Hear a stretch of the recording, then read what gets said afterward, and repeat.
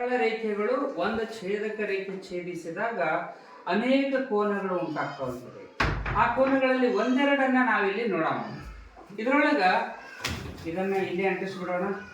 ಇದು ನೇರವಾಗಿ ಇಲ್ಲಿ ಇಲ್ಲೊಂದು ಸರಳ ರೇಖೆ ಅದ, ಮೇಲೊಂದು ಸರಳ ರೇಖೆ ಅದ, ಇನ್ನೊಂದು ಸರಳ ರೇಖೆ ಛೇದಿಸ್ಯಾರ. ಈ ಜಗಿಗೊಂದು ಈ ಜಗಿಗೊಂದು. ಇಲ್ಲಿ 4 ಕೋನಗಳು ಏರ್ಪಟ್ಟಾವ, ಇಲ್ಲಿನೂ ಕೂಡ 4 ಕೋನಗಳು ಏರ್ಪಟ್ಟಾವ. ಒಟ್ಟೆ 8 ಕೋನಗಳು ಏರ್ಪಟ್ಟಾವ. ಅವಕಾಶ ಸಂಬಂಧ ಏನದ? ಒಂದಕ್ಕೊಂದು ಸಂಬಂಧವನ್ನ ನಾವಿಲ್ಲಿ ನೋಡ್ಬೇಕಾದಾಗ ಈಗಿಲ್ಲಿ ನಾವು ಕೋನಗಳನ್ನ ಹಚ್ತಾ ಹೋಗ್ತಿದ್ದೇವೆ. ಆಯಾ ಕೋನಗಳ ಅಳತೆಯ ಆಧಾರದ ಮೇಲೆ ನೀವು ಅಂಟಿಸ್ತಾ ಹೋಗ್ರಿ. ಯಾವ ಕೋನ ಎಷ್ಟದ ಅನ್ನುವಂಥದ್ದು ನಿಮಗೆ ಇಲ್ಲೇ ಗೊತ್ತಾಗ್ತಾವೆ. ಕರೆಕ್ಟಾಗಿ ಜೋಡಿಸಿರ್ತಕ್ಕಂಥದ್ದು ಇದೇ ಕೋನ, ಇದು ಈ ಅಳತೆ ಇದ್ದಿರ್ತಕ್ಕಂಥದ್ದು ಇದೆ. ಇದು ಯಾವ್ಯಾವುದಕ್ಕೆ ಸಮ ಅದ ನೋಡಲಿಕ್ಕೆ ಹೋದ್ರ ಇದನ್ನೇ ಮತ್ತ ಇಲ್ಲಿ ಅಂಟಿಸ್ರಿ, ಇಷ್ಟು ಕಡಿಮೆ ಬಿತ್ತು ಜಾಗ. ಇಲ್ಲಿ ಅಂಟಿಸ್ರಿ, ಇಲ್ಲಿನೂ ಕಡಿಮೆ ಬರ್ತದೆ. ಅದನ್ನೇ ಇಲ್ಲಿ ಅಂಟಿಸ್ರಿ, ಕರೆಕ್ಟಾಗಿ ಜೋಡಿ.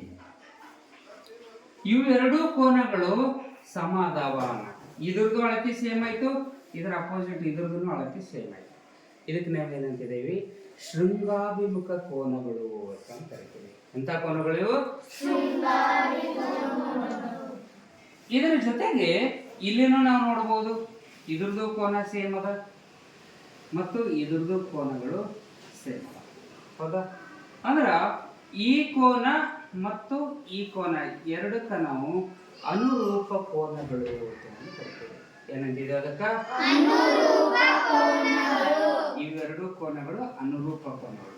ಈ ಕೋನ ನೀಲಿದಲ್ಲ, ಆ ಕಲರ್ದು ಅದರದಷ್ಟೇ ಅಳತೆ ಇರೋಂಥದ್ದು ಇನ್ನೊಂದು ಹಚ್ಚಿನ ನಾನು. ಈಗ ಇವೆರಡು ಕೋನಗಳು ಸೇಮ್ ಅದಾವ.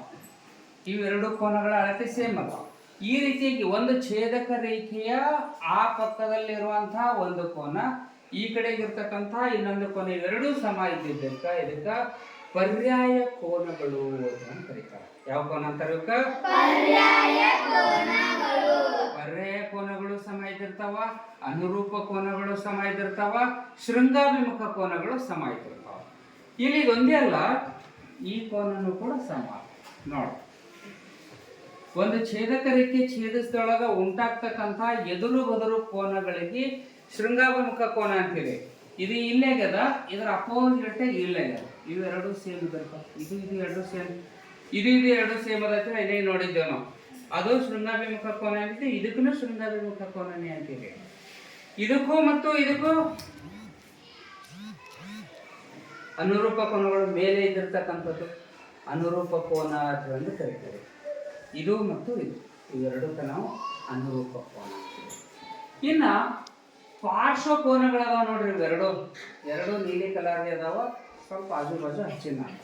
ಇದು ಯಾವ ರೀತಿಯಾಗಿ ಕಾಣಕತ್ತ ಅಂದ್ರೆ ಅರ್ಧ ರೊಟ್ಟಿ ಕಣ್ಣ ಕಾಣಕತ್ತ. ಅರ್ಧ ಆಗ್ಯದಲ್ಲ ಇದು.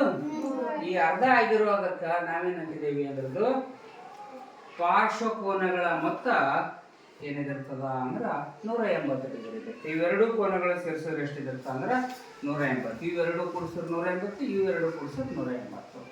ಈ ರೀತಿಯಾಗಿ ನಾವು ಕೋನಗಳ ಬಗ್ಗೆ ತಿಳ್ಕೊಳ್ಬಹುದು. ಇದನ್ನು ನಾವು ಮ್ಯಾಗ್ನೆಟಿಕ್ ಬೋರ್ಡ್ ಅನ್ನುವಂಥ ರೀತಿಯಲ್ಲಿ ಬಳಸಬಹುದು. ಇವೆಲ್ಲ ವಸ್ತುಗಳು ನಮ್ಮ ಬೋರ್ಡಿಗೆ ಮೆತ್ಕೊಳ್ಳಂಗಿಲ್ಲ, ಆದರೆ ಇದು ಕಬ್ಬಿಣಕ್ಕೆ ಮೆತ್ಕೊಳ್ತದ. ಅಯಸ್ಕಾಂತದಿಂದ ಮಾಡಿರ್ತಕ್ಕಂಥದ್ದು, ಅಯಸ್ಕಾಂತದ ಪೇಪರ್ಗಳನ್ನು ಬಳಸಿ ಇದನ್ನ ಮಾಡಿರ್ತಕ್ಕಂಥ ಕಬ್ಬಿಣವನ್ನು ಆಕರ್ಷಣೆ ಮಾಡ್ಕೊಳ್ತದೆ. ಇದು ಇಂಥದನ್ನು ಬಳಸಿ ನಾವು ಇಲ್ಲಿ ನೋಡ್ಬೋದು. ಇವೆಲ್ಲ ಆಕೃತಿಗಳನ್ನು ನಾವು ಇಲ್ಲಿ ಬಳಸಬಹುದು.